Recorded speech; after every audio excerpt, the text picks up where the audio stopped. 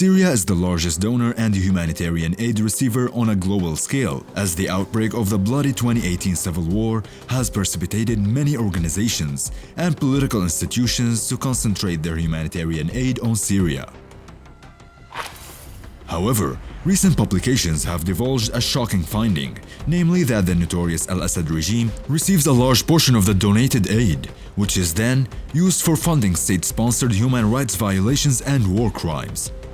According to the Syrian Legal Development Program (SLDP), recent statistics displayed that approximately 23% of the money, which can be estimated to make up $68 million,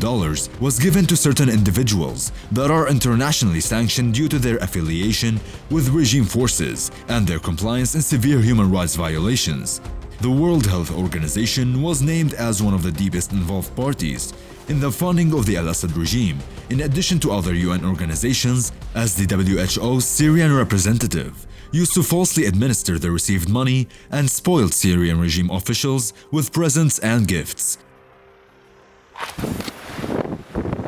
Thus, international aid has evolved into a lucrative source of income for the Syrian central government, as the increasingly exerted pressure by Damascus on UN organizations for the sake of continuation of UN-funded humanitarian aid hassled many states, such as Germany, to finance those organizations and individuals that were previously sanctioned by the European Union, which staunchly rejects normalization with the Al-Assad regime.